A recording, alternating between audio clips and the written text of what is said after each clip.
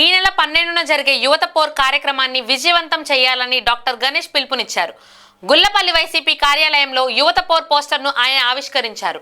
ఈ సందర్భంగా ఆయన మాట్లాడుతూ ఈ నెల 12న కలెక్టర్ కార్యాలయం వద్ద జరిగే ధర్నాను విజయవంతం చేయండి.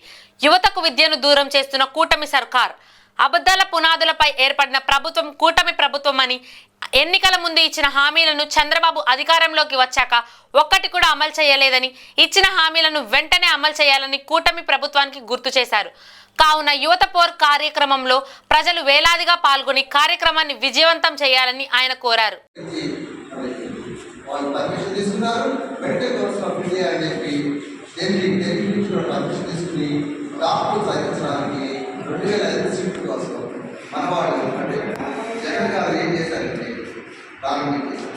ప్రారంభించిన తర్వాత మీకు జరిగింది ఎంపీఎల్ వచ్చేసి మన పార్టీ ప్రాబ్లం వచ్చి మనకు వచ్చే తర్వాత టీడీపీ గవర్నమెంట్ ప్రస్తుతం పరిపాలన టీడీ గవర్నమెంట్ ఏం చేస్తుందంటే, మేము మెడికల్ కాలేజీకి శవానికి అంటే ఎనాటమీలో డెడ్ బాడీస్ కూడా మా దగ్గర డబ్బులు లేవు, పిల్లలు చదివించడానికి స్కాలర్షిప్ డబ్బులు లేవు, మళ్ళీ ఫ్యాకల్టీ అంటే professor anatomy professor biochemistry physiology medical surgery guide ఇక్కడ రకరకాల బ్రాంచ్లు ఉంటే బ్రాంచ్లు కూడా ప్రొఫెసర్లకి దగ్గర 2 లక్షలు దాని ఆది దానికి డబ్బులు లేవు, మేము కన్స్ట్రక్షన్ చేయలేమని చెప్పి మీ సీట్లు మాత్రం జరిగింది రాసేసారు. మాకు అక్కర్లేదు అంటే ఎంత అన్యాయం.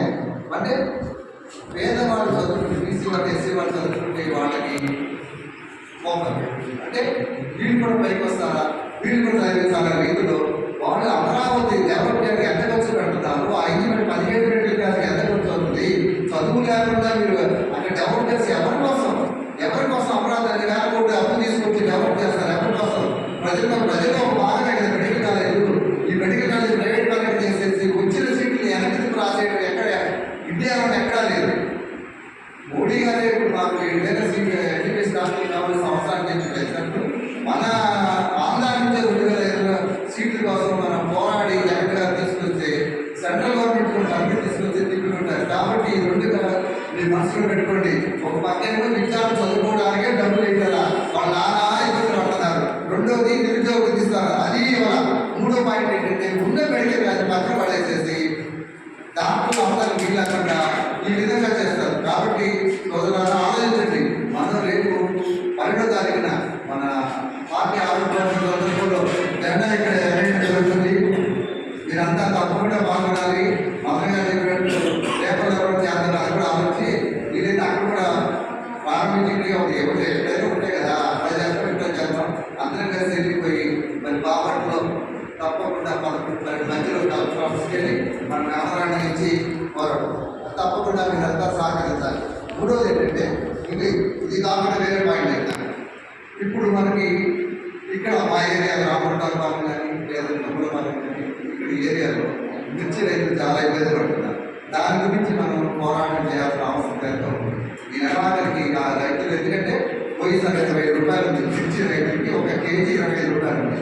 ఇప్పుడు 7 రూపీస్ ఆర్ 8 రూపీస్ అంటే ఎంత తేడా వస్తుంది, లక్షలో తేడా వస్తుంది మిర్చి రైతు పండించే రైతు. కాబట్టి దీని గురించి మద్దతు ధర కోసం మీరంతా రావాలి.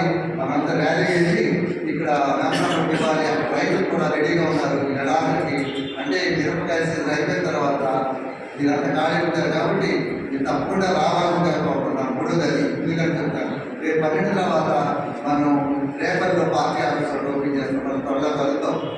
ఈ 3 పాయింట్లు మనసులో గుర్తుపెట్టుకుని రేపు చూసిన 10 డిపెండ్ పెట్టుకుంది. 10 గంటలకు మీకు బయలుదేరాలి. జెండా ఆఫీస్ నుంచి బయలుదేరాలి. తప్పకుండా మీరు చాలా సహకరిస్తారని ఆశిస్తున్నాను. Thank you.